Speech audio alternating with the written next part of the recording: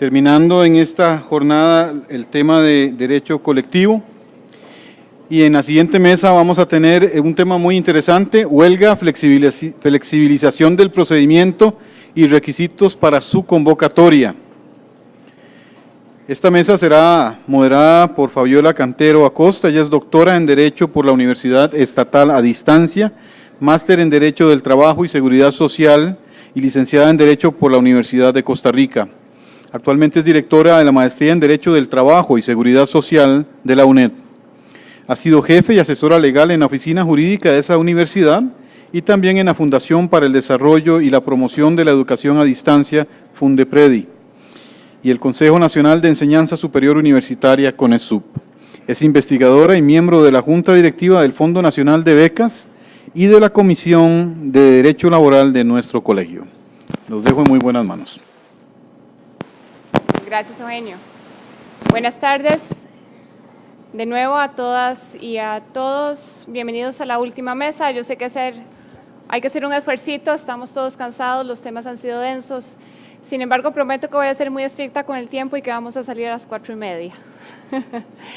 Bien, para mí es un gusto enorme presentarles una mesa que, vamos a ver, desde mi corazoncito tiene mucho peso porque tengo a mi izquierda a don Fabián Arrieta Segló, que es graduado de la maestría a mi cargo, licenciado en Derecho también, profesor de la maestría y especialista por la Universidad de Castilla y La Mancha en Trabajo y Derechos Fundamentales en el siglo XXI, consideraciones sobre constitucionalismo y universalismo social, aparte de que es juez de la República. Fabián es quien va a empezar esta mesa y tiene 20 minutos para que tratemos el tema para el cual hemos sido convocados esta tarde. Don Fabián. Bien, muchas gracias. Muy buenas tardes a todos y todas. En primer lugar, agradecerle, como siempre, a la Comisión de Derecho Laboral del Colegio de Abogados por cursarme la invitación a un evento de tan alto prestigio como este, un congreso dedicado 3 días al derecho, a la discusión del derecho del trabajo. Me parece a mí en lo personal un lujo y dichosos ustedes que lo han disfrutado desde el día de ayer. En segundo lugar, por supuesto que unirme a la felicitación al doctor Luis Fernando Salazar Alvarado por el reconocimiento, desde luego más que merecido, que se le ha hecho también por parte de la comisión. Para la jurisdicción laboral siempre es un honor contar con personas como usted y desde luego en la posición que actualmente le corresponde desempeñar. Yo, pues la comisión me ha solicitado hablar sobre la flexibilización de los requisitos para acceder al ejercicio del derecho de huelga y al procedimiento. Yo me he tomado la libertad de ampliar un poco el espectro que pretendo desarrollar y en términos generales voy a hablar de la flexibilización del derecho de huelga en la Ley de Reforma Procesal Laboral, porque ya vamos a ir viendo que no solo se flexibilizan las condiciones o los requisitos necesarios para el ejercicio del derecho, sino que se incide mucho más allá. Básicamente he dividido entonces mi ponencia en tres apartados. En primer lugar, quiero hablar de la flexibilidad del derecho de huelga como un presupuesto para posibilitar su ejercicio. ¿Por qué? Porque, bueno, hay una relación con la rigidez con que se regule este derecho y su imposibilidad para ejercerlo en la práctica. Esa ha sido la experiencia costarricense, ahorita vamos a hablar un poquito de eso. Luego quiero hablar de los principales rasgos de flexibilización de la huelga en la reforma al Código de Trabajo y finalmente, digamos que esa relación que tengo que hacer entre flexibilización del derecho de huelga versus regulación en los requisitos de convocatoria y de calificación judicial del movimiento, porque ahí más bien el camino que toma la reforma es a la inversa. En lugar de desregularizar y dejar el tema más a la libre, lo que se pretende es ordenar un aspecto de la huelga que durante toda su historia ha estado un poco, o ha sido más bien como una nebulosa. Y para mí la reforma sí que viene y la aclara. Nada más para conceptualizar, ponernos de acuerdo en cuanto al concepto de huelga que voy a usar durante la exposición, pues me voy a referir a la huelga como un derecho, como se ha hablado anteriormente, como un derecho de carácter fundamental. ¿De quién? De los trabajadores y trabajadoras. Desde luego que también le pertenece a los empleadores, pero al paro, como lo conocemos nosotros, no voy a hacer referencia porque no es el objeto de esta charla. En relación con el primer apartado, yo me permito señalar que el diseño de la regulación de un derecho modela finalmente su contenido, sus alcances y sus limitaciones. Y pongo ahí una obra del maestro Manuel de la Cruz González, que se llama Amarillo Continuo, que es del año 71, pero que si a mí me hubiera tocado ponerle el nombre, yo le hubiera puesto La Huelga, porque para mí esa pintura retrata de una manera extraordinaria lo que es el derecho de huelga en Costa Rica. Digamos que la parte roja del cuadro representa la formulación del derecho de huelga en la Constitución política, como un derecho amplio, que le pertenece a todos y todas los trabajadores y trabajadoras del país. Digamos que la parte negra del cuadro es la parte que el constituyente señala que debe ser delimitado por el legislador, sobre todo en los servicios públicos y sobre todo en relación con su forma de ejercicio, que tiene que ser un ejercicio pacífico, sin acudir a actos de violencia. Ese es el perfil, digamos, que tiene la huelga en la Constitución política, que además se nutre, por supuesto, de los convenios internacionales de la Organización Internacional del Trabajo y de la doctrina emanada por los órganos de control de la OIT. Ustedes entenderán que la parte amarilla se refiere o tiene que ver con cómo quedó el derecho de huelga regulado en el Código de Trabajo del 43. Entonces, de aquel gran derecho, lo que nos quedó fue la parte amarilla. ¿Y por qué? Bueno, voy a citar al doctor Bernardo van der Laat, que ha sido una de las personas que más estudió este tema y que nos dejó una obra que para mí siempre es muy ilustrativa porque recoge gran parte de la historia del desarrollo del derecho de huelga. Y decía don Bernardo en su tesis de doctorado, que después fue un libro que se llamó La huelga y el paro en Costa Rica, que el derecho de huelga es prácticamente inexistente en Costa Rica, dada la convergencia de diversos factores, como son un concepto muy estrecho en cuanto a los sujetos, modalidades y finalidades que pueden tener, la falta de claridad o las lagunas en la regulación, la incorrecta aplicación de las disposiciones que la rigen, errores de técnica legislativa, porque no se han utilizado a plenitud las pocas posibilidades que ofrecen las normas y porque cuando ya ha sido declarada legal una huelga, cabe aún la posibilidad de que el juez la prohíba.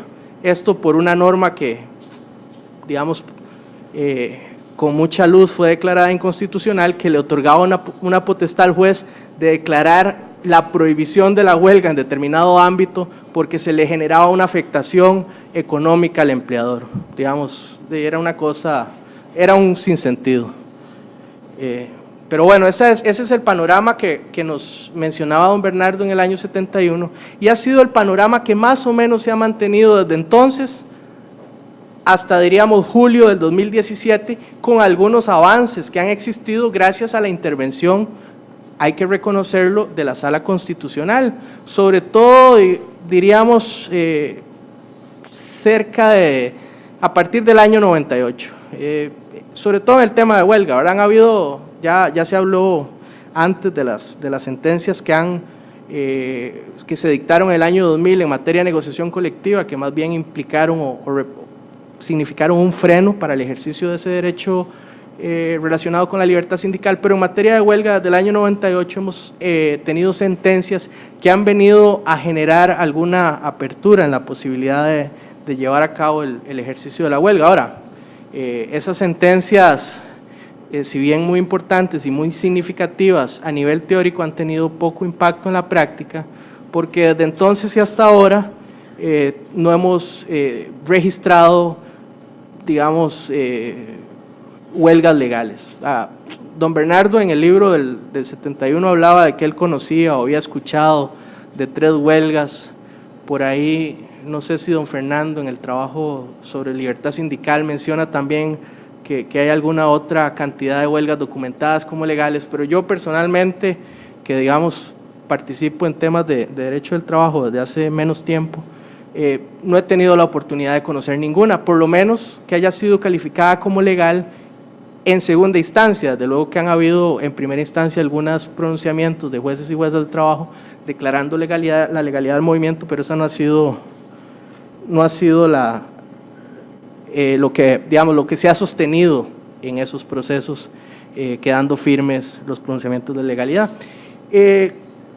¿Dónde han estado los principales problemas para el ejercicio de la huelga en el país? Bueno, en relación con los sujetos y con la titularidad, se le ha reconocido, sobre todo, entendería yo, por una interpretación judicial únicamente a la coalición temporal de trabajadores, excluyendo al sujeto sindical de la titularidad en la convocatoria, más allá de que desde también finales de los 90, Mario Blanco hubiera planteado que realmente la interpretación correcta de la normativa tal y como se encuentra en el Código de Trabajo debería ser que la titularidad de la huelga le corresponde al sindicato, decía él, al menos para algunas cosas, y eso a mí se me hacía siempre que tenía mucho sentido, porque dentro de las potestades de la asamblea del sindicato ha sido convocar a la huelga. Entonces, ¿cómo le vamos a dar una potestad en una parte al sindicato que luego le vamos a decir que no puede ejercer?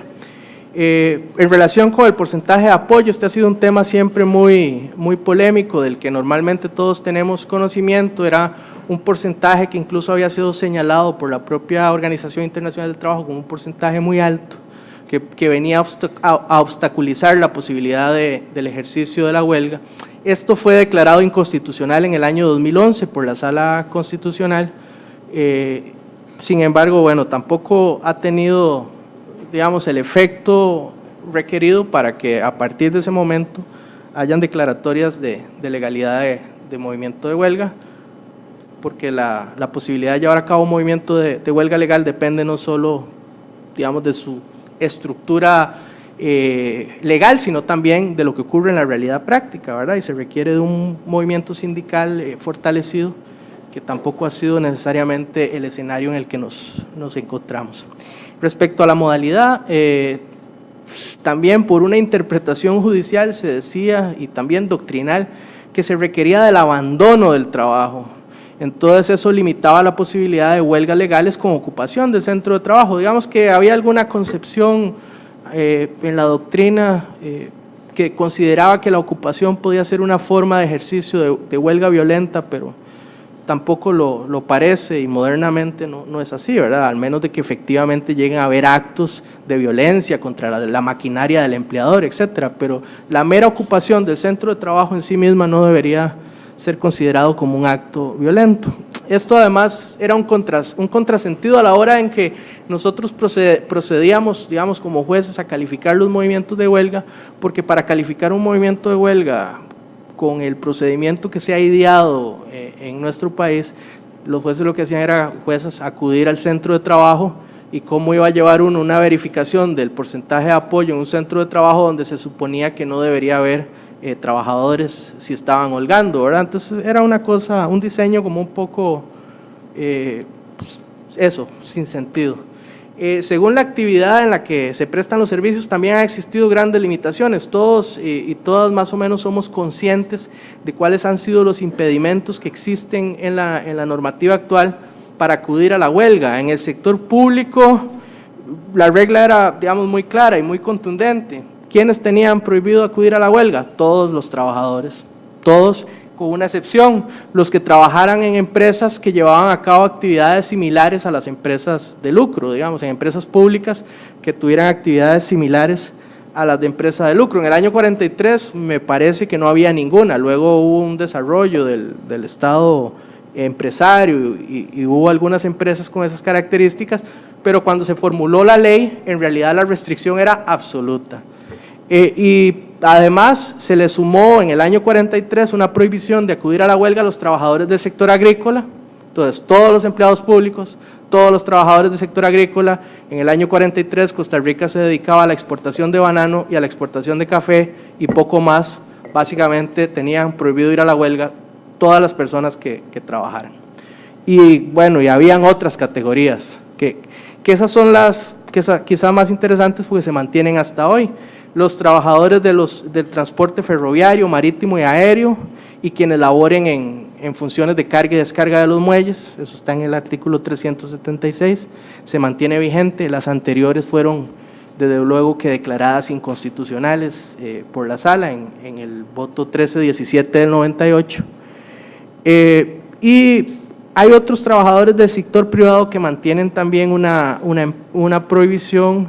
Los trabajadores que se dediquen a las labores de transporte, en el tanto el viaje no termine, siempre que no sean de transporte ferroviario, marítimo y aéreo, porque eso la tienen prohibida radicalmente.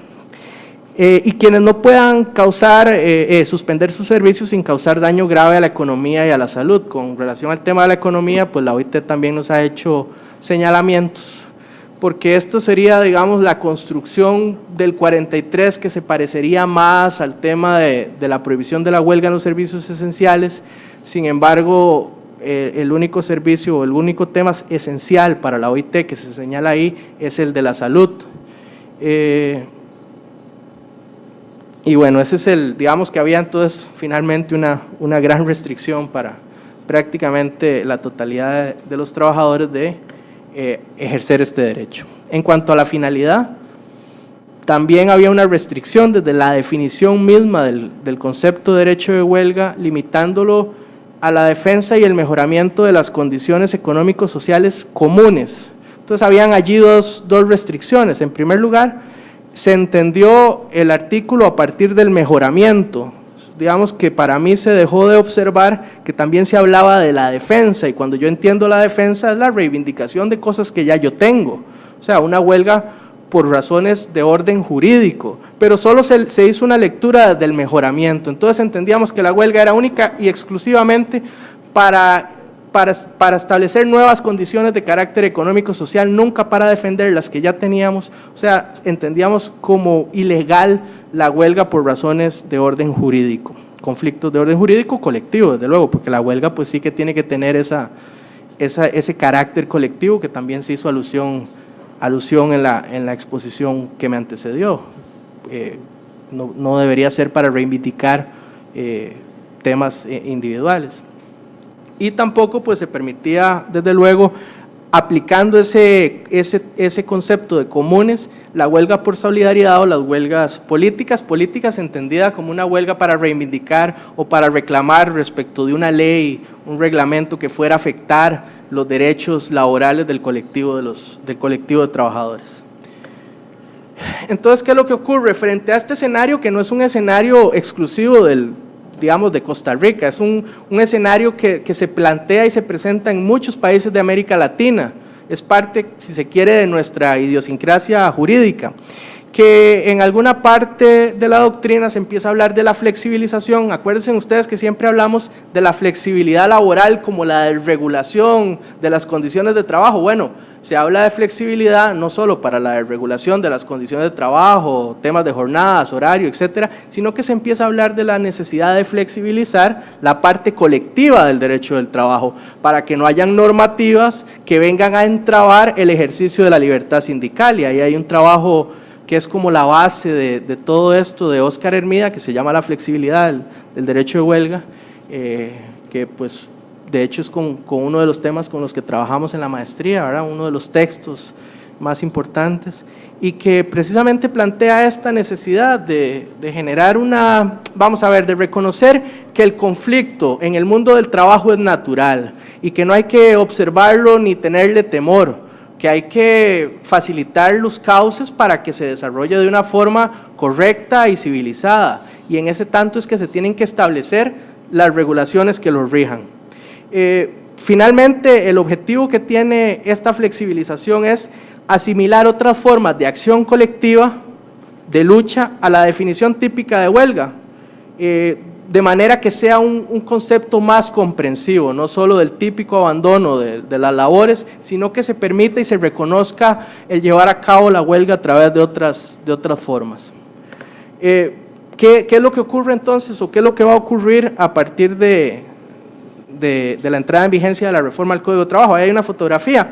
Ese me parece interesante porque es una huelga y lo que dicen los trabajadores es paga lo que debes. O sea, es básicamente una reivindicación de carácter jurídico. Bueno, ese es uno de los cambios que hay con la huelga, ¿verdad? A partir de de la entrada en vigencia de la reforma ya no va a haber discusión en cuanto a la posibilidad de acudir a una huelga respecto a la violación generalizada y sistematizada de los derechos del colectivo de los trabajadores, del incumplimiento grave de la convención colectiva, del incumplimiento grave y generalizado de los contratos de trabajo.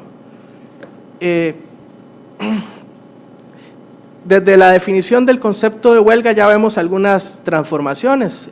Se quita o se deja de lado el concepto de abandono y se pasa al de la suspensión concertada y pacífica del derecho del trabajo para, digamos, obviar aquel tema que teníamos con la necesidad de dejar el centro de trabajo. En cuanto a los fines de la huelga, ya no está restringida únicamente a la defensa y promoción de los intereses económicos y sociales, sino que se habla también de la defensa de los derechos en los conflictos jurídicos colectivos, a los que hace alusión el artículo 386. Se elimina el término comunes, que era el que, digamos, del que se valía la doctrina también y parte de las interpretaciones judiciales, sobre todo del antiguo Tribunal de Trabajo, que consideraba que una huelga por solidaridad, por ejemplo, era ilegal, o había una proscripción a la huelga política, entendida en términos de políticas laborales.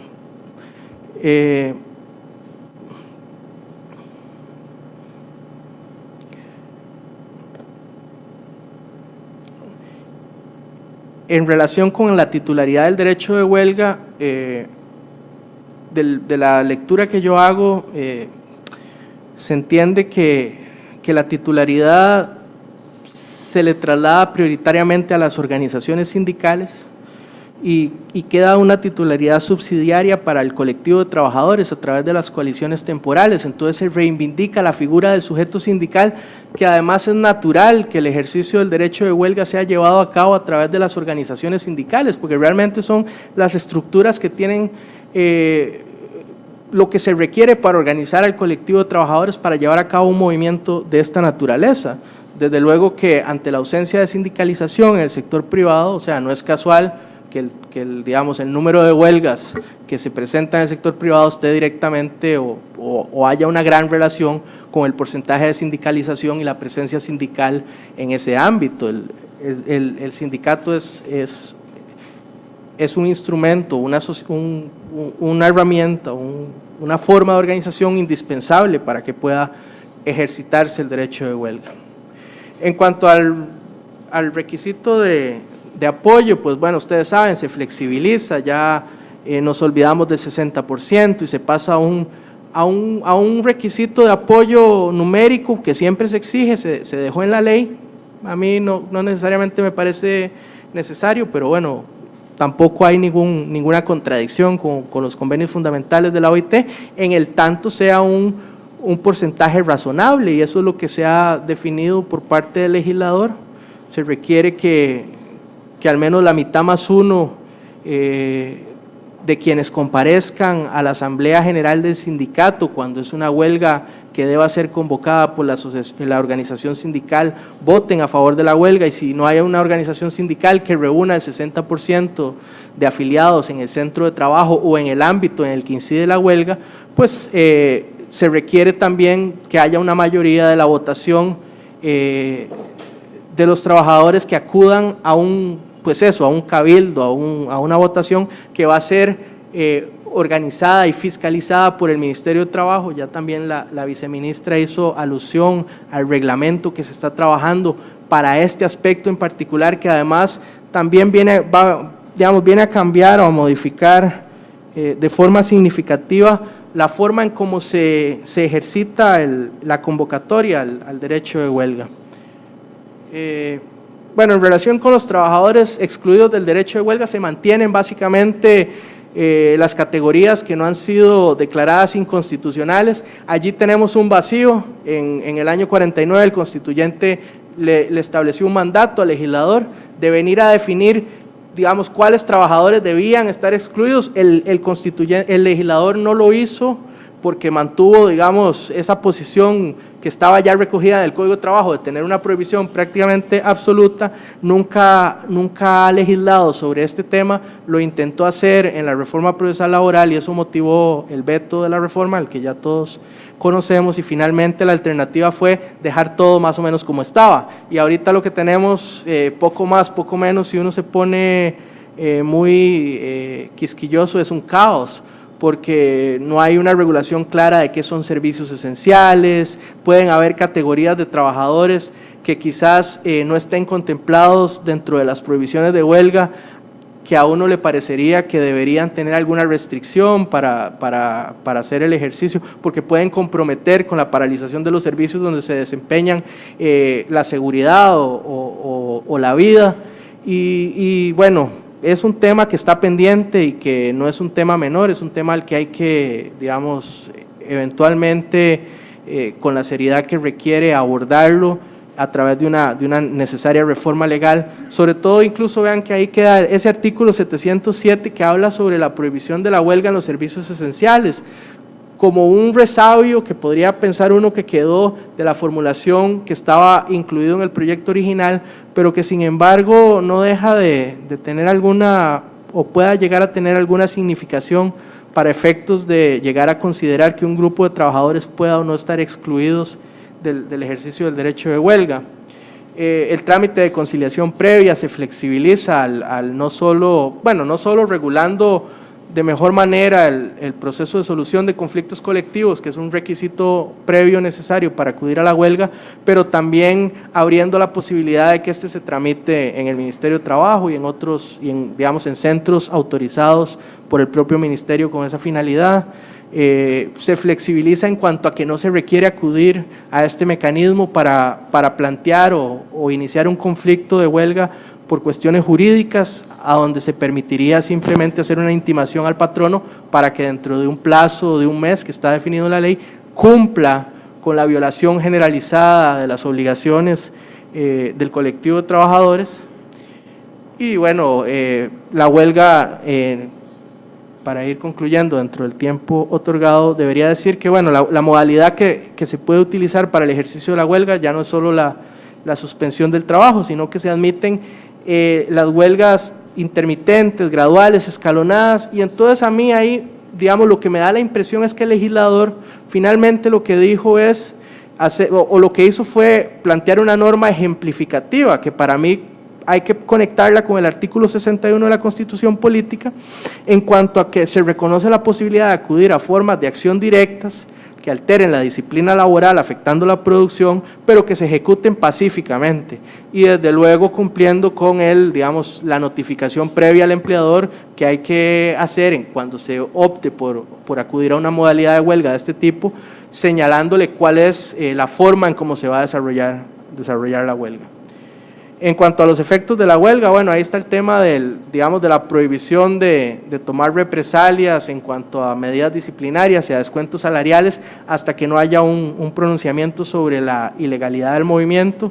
Esto básicamente recogiendo lo que había dicho la Sala Constitucional en el año 2011. Y para concluir, digamos, otra vez con otra pintura del maestro Manuel de la Cruz González, que más o menos esa es la pintura que a mí me evoca hoy día el procedimiento de calificación de huelga. Para mí es una cosa incomprensible, porque no está claramente regulada. Y al no estar claramente regulada, pues eso es lo que pienso yo cuando me dicen que hay que calificar una huelga. ¿Y qué es lo que ocurre? Pues bueno, que se crea y se idea un procedimiento, está en las filminas, esto lo van a compartir. Ahí yo básicamente lo que hago es digamos que un flujograma con las etapas del procedimiento, muy ordenado, pero yo lo que quiero destacar del procedimiento son dos cosas.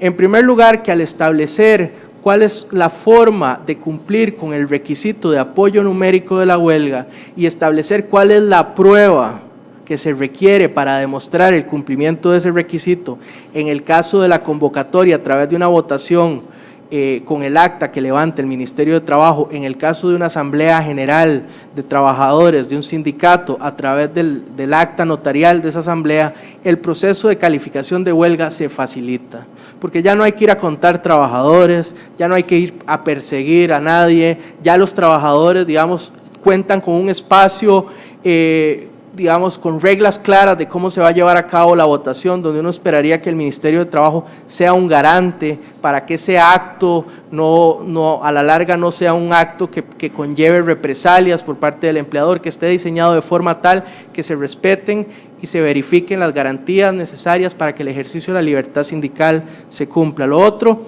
al tener un proceso diseñado por audiencias, donde hay claridad en cuanto a quién le corresponde la carga de la prueba, cómo se desarrolla el proceso, quiénes pueden ser parte del proceso, cómo se notifica, etcétera. Hay mucha claridad respecto a cómo se va a llevar este procedimiento y esa es una gran ganancia frente a lo que teníamos antes, que básicamente era un caos en relación a toda la calificación de un movimiento de huelga.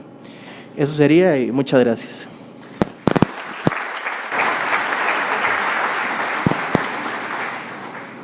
Bien, muchas gracias a don Fabián. Procedo entonces ahora a presentarles a otro gran amigo, don Fernando García Granada, funcionario de la OIT, ciudadano peruano, abogado de la Pontificia Universidad Católica de Lima, ex viceministro de Trabajo y ex viceministro de Promoción Social en el Ministerio de Trabajo y Promoción del Empleo del Perú. Tiene experiencia también como profesor en Derecho del Trabajo y Seguridad Social en la Pontificia Universidad Católica del Perú a nivel de licenciatura y de maestría y es conciliador registrado en el Ministerio de Justicia del Perú. Don Fernando, sus 20 minutos. Sí, está bien. Buenas tardes con todos y todas. Quisiera en primer término expresar el agradecimiento de la oficina de la OIT para América Central, Haití, Panamá y República Dominicana por la invitación a participar en este Congreso Jurídico. Y desde luego expresamos un saludo a la comisión organizadora y nos sumamos al reconocimiento que se realiza a los destacados juristas aquí presentes y a los cuales se dedica este Congreso. El tema que se nos plantea para revisar es el de tiene por título Flexibilización del procedimiento y requisitos para su convocatoria. Entonces yo quisiera expresar 4 ideas centrales respecto del tema de la huelga. La primera, relativa a la necesidad de ubicar a la huelga dentro de un sistema de relaciones laborales, de tal forma que el examen o análisis que se haga de la regulación legal se haga de modo concordante con otras instituciones de las relaciones colectivas y con otras instituciones del sistema de relaciones laborales. En segundo lugar, para hacer algunas referencias al concepto de la huelga, porque no hay en la Organización Internacional del Trabajo un convenio específico sobre la huelga, un convenio internacional de la huelga. Los temas surgen a propósito del convenio sobre libertad sindical, el convenio 87, y el convenio sobre promoción de la negociación colectiva, el convenio 98. De tal forma que aparece como una expresión y la concreción de esa libertad sindical, como un medio de acción directa que tienen los trabajadores, una autotutela para conseguir los objetivos propios de esa libertad sindical. Entonces, es indesligable la huelga de la libertad sindical. Y ese es el enfoque que ha tenido el Comité de Libertad Sindical de la OIT y la Comisión de Expertos en Aplicación de Convenios y Recomendaciones, que son 2 órganos de control del cumplimiento laboral de carácter internacional y que generan doctrina y jurisprudencia respecto de la interpretación de las instituciones propias, en este caso de la huelga. Y partimos del supuesto de que el cumplimiento de la ley y de las leyes que se dicten constituyen la base del Estado de Derecho. Ese Estado de Derecho que requiere el cumplimiento de la seguridad jurídica a todo nivel. No estamos refiriéndonos aquí a un determinado sector o legislación particular de cumplimiento. La ley laboral se cumple y debe cumplirse tanto como la ley tributaria, la ley comercial, la ley civil o la ley penal. Y además, la cláusula de Estado de Derecho propia de nuestras constituciones, lo que plantea más bien es una solución pacífica de los conflictos de trabajo. Y entonces establecen canales legales de administración o gestión del conflicto, canales legales de solución del conflicto y canales legales a través del cual se promueven fórmulas bilaterales, autocompositivas de solución de los conflictos. Entonces, la entrada de la huelga, como en las diferentes legislaciones, en las diferentes experiencias, como método de solución de conflicto, como conflicto colectivo, como exacerbación del conflicto o con un mecanismo de presión hacia la contraparte para la suscripción de un convenio o para la aceptación de las condiciones propias de la convención colectiva, o bien como un medio de consecución de diferentes intereses profesionales, generales e intereses de la categoría, aparece necesariamente insertado dentro de este mecanismo de solución de los conflictos. Es decir, las constituciones, cuando promueven las cláusulas de Estado Social de Derecho, lo que promueven son la solución pacífica de los conflictos. Y aparece una regulación también de la huelga en este supuesto de solución de los conflictos. Y ya es conocida la división entre el derecho individual y el derecho colectivo, el derecho individual más de carácter etático, que lo que hace es originar o brindar protección a los trabajadores. Son normas de protección a la relación de trabajo, mientras que el derecho colectivo es un derecho de las categorías y se plantea propiamente la necesidad de integrar este trípode del derecho del trabajo, que es la sindicación, la libertad sindical, la negociación colectiva y la huelga. En el caso de la reforma procesal laboral de Costa Rica, como ha sido planteado ya en diferentes análisis y seminarios, se establece un nuevo procedimiento judicial. Hay reformas en el derecho individual y en el derecho colectivo, en el régimen de trabajadores del Estado, y una renovada promoción de los métodos de resolución alterna de conflictos, conciliación y arbitraje. Y entonces, este esquema, esta ratio legis que tiene la reforma, debe tomar en consideración que la regulación de la huelga se inserta en ese modelo de relaciones laborales que debe ser equilibrado. De tal manera que el análisis no puede ser aislado o particularmente referido a aspectos normativos vinculados a procedimientos, sino también que tiene que integrarse dentro de un sistema en el que se promueva o se tenga una regulación abierta, general, sobre la sindicación, negociación colectiva y huelga, y que este esquema también se inserte dentro del sistema de relaciones laborales del país. En este enfoque, en el enfoque de la promoción de un sistema de relaciones colectivas de trabajo, hay varios elementos que lo integran. Yo quisiera destacar dos: la parte normativa y la parte práctica, es decir, cómo se da la huelga en la práctica. Porque ciertamente las regulaciones lo que hacen es reflejar una opción de cómo regulan la huelga. No quiero entrar a discusiones o a revisiones de si la huelga es un hecho social, aparece también regulada como un derecho, se puede realizar, se puede ejercer independientemente de su calificación, o si necesita de una regulación especial. Hay países que lo que promueven es una desregulación, más bien, de los aspectos de derecho colectivo, y particularmente de la convención colectiva o de la huelga, porque es un derecho que se puede ejercitar abiertamente. Y más bien la regulación debería ser de carácter formal, de tal manera que la libertad sindical y la huelga no se vean limitadas o restringidas en su ejercicio. Pueden establecerse sí limitaciones, como lo hacen los diferentes países. ¿A qué me refería con la parte normativa? A que tanto a nivel de la Constitución, donde ha sido reconocido en todos los países de América el derecho a la huelga, y además lo que se establece es una reserva de ley. No hay una descripción específica de los contenidos del derecho de huelga, pero sí, en efecto, es reconocido como un derecho.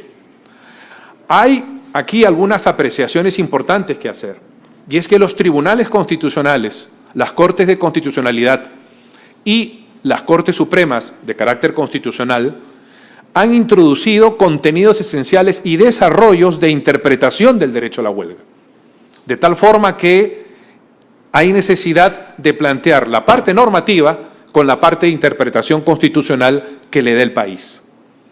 Por ejemplo, en el caso de El Salvador, se declaró inconstitucional los convenios 87 y 98 en la parte que se referían a que no hacían distinción entre los trabajadores, porque no se permitía la sindicación y la huelga en el sector público. Y entonces, en el año 2006, se dictó un pronunciamiento de inconstitucionalidad de los convenios y luego se aprobó una reforma constitucional.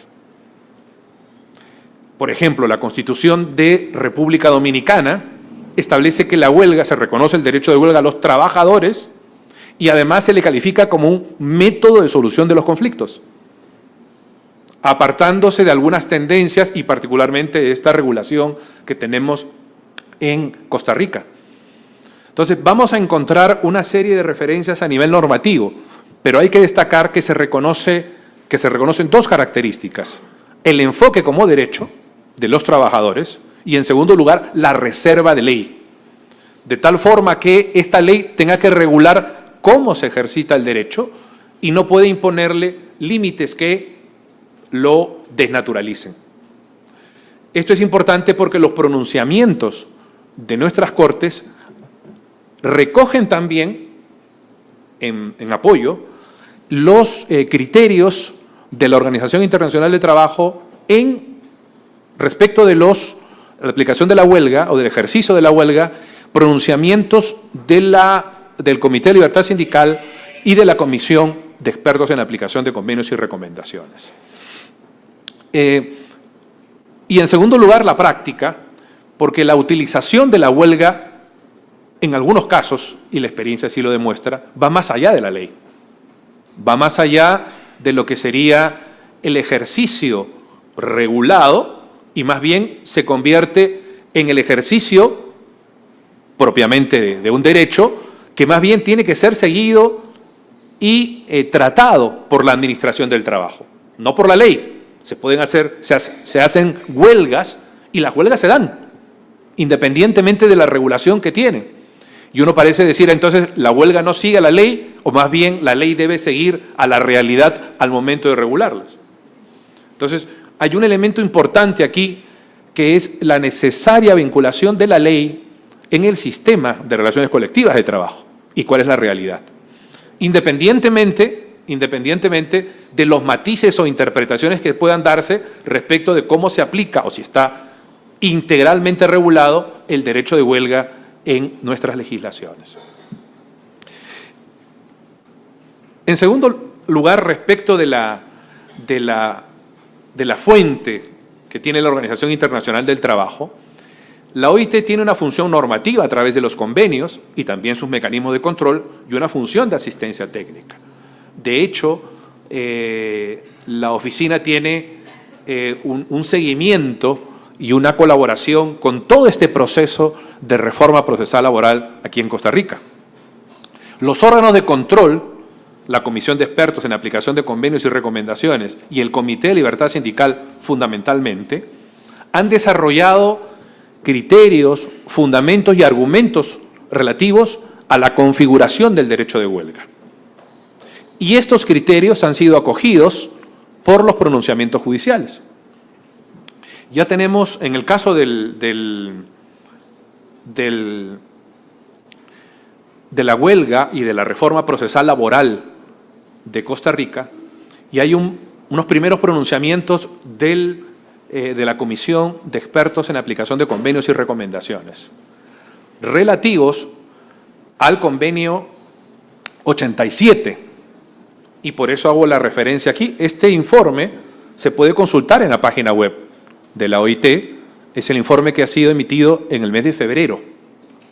y hay un pronunciamiento ya sobre algunos temas que trata la reforma procesal laboral vinculados fundamentalmente a 3 convenios. El primero, que tiene que ver con el convenio 87, en el que la Comisión toma nota con satisfacción de que la Ley de Reforma Procesal Laboral modifica el referido artículo 373, y en su lugar establece que para alcanzar el apoyo mínimo para que la huelga sea legal se requiere los 2 supuestos contemplados en el artículo, que se notan que cambian la regulación anterior respecto del apoyo que había sido considerado como alto y difícil de lograr por parte de los órganos de control de la OIT. Entonces hay un pronunciamiento de la comisión de expertos. Y en segundo lugar, lo pueden revisar ustedes en el informe, hace una referencia al tema de los servicios esenciales respecto del 376, inciso C, ¿no?, referidos a la prohibición del derecho de huelga a los trabajadores de empresas de transporte ferroviario, marítimo y aéreo. Y luego trata otros 2 temas referidos a convenio sobre igualdad salarial, ya que se ha acogido aquí el principio de igualdad de remuneración por igual trabajo, y hay un interés para que sea más bien acogido de interés de igualdad de remuneración por trabajo de igual valor. Respecto del segundo punto, elementos para su configuración. Aquí en Costa Rica hay una referencia clara a los instrumentos internacionales, también lo hay en otros países, Pacto Internacional de Derechos Sociales, Económicos, y luego al Protocolo de San Salvador. Y por eso la importancia de referirnos al convenio 87 sobre libertad sindical y de negociación colectiva, que le dan un marco de actuación a la huelga, a la regulación de la huelga, en vista de que no existe un convenio específico sobre la huelga, un convenio internacional. De ahí la importancia que adquieren la regulación de la Constitución y de la legislación. Y la diferencia, que parece una diferencia de matiz, sin embargo, trasunta un cambio trascendente en Costa Rica, de los conflictos colectivos de carácter económico y social a las medidas de presión que tiene la regulación actual y que parece caracterizar a la huelga o a la calificación que da el legislador a la huelga, independientemente de que pueda contribuir directamente a la solución de un conflicto a través de una convención colectiva, o bien de promover o de presionar a tal punto para que luego se vaya a otro tipo de soluciones.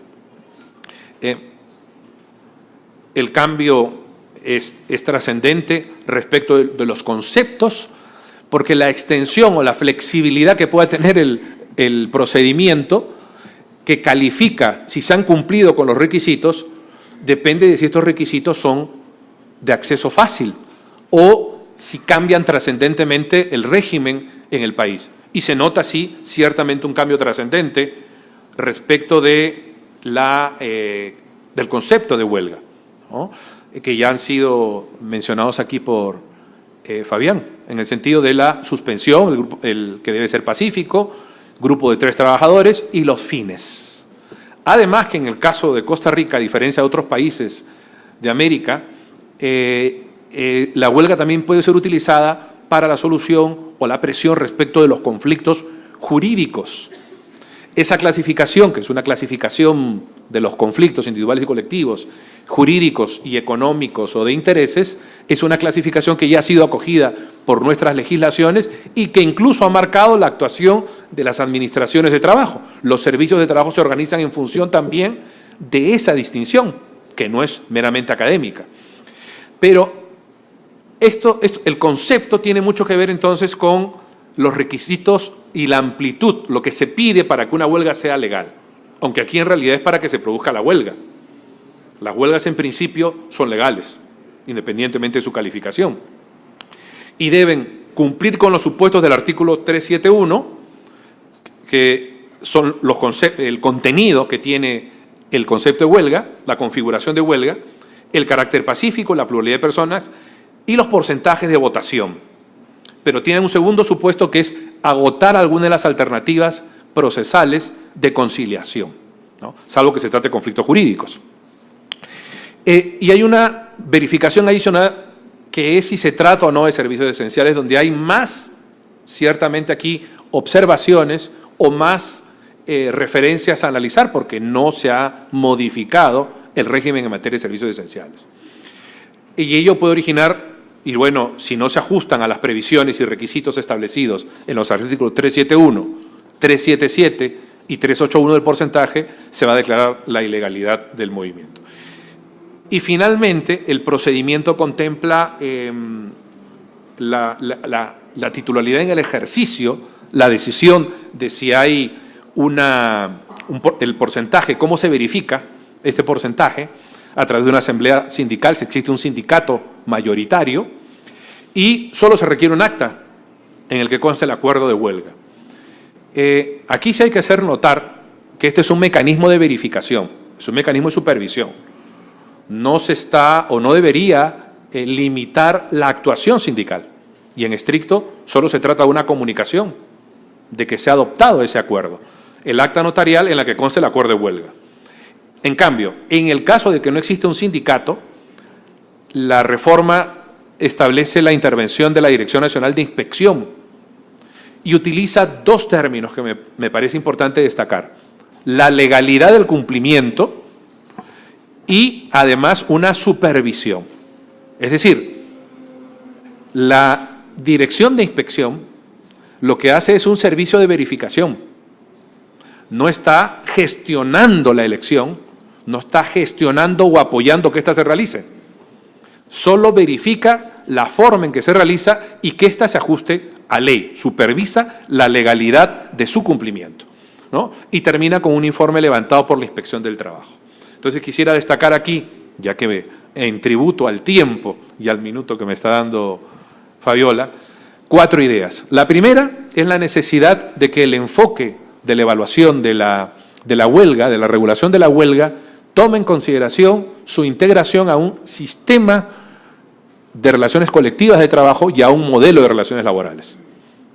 La segunda es que el desarrollo y los aspectos, desarrollos teóricos, académicos e incluso prácticos de la huelga han sido dados fundamentalmente también por la situación que se ha producido en la huelga en los países y además por los pronunciamientos de los órganos constitucionales, los tribunales constitucionales, que le han dado contenidos esenciales a los derechos de huelga en los diferentes países. Y en tercer lugar, que el procedimiento, la flexibilidad en los requisitos o en el procedimiento supone qué tipo de conceptos, qué tipo de elementos se maneja. Y en este caso se ha producido una apertura de Costa Rica con esta reforma procesal laboral a un nuevo concepto de huelga, a nuevos elementos que lo configuran y su apertura no solo para los temas de defensa de una negociación colectiva, sino también para conflictos jurídicos o de otra índole. Y finalmente, que la intervención, se ha dicho que estamos a la espera de los reglamentos que dicte el Ministerio de Trabajo, la intervención de la Inspección del Trabajo tiene un carácter de supervisión y de legalidad. No tendría de sustituir la decisión de las partes ni a gestionar la actuación de la votación. Muchas gracias.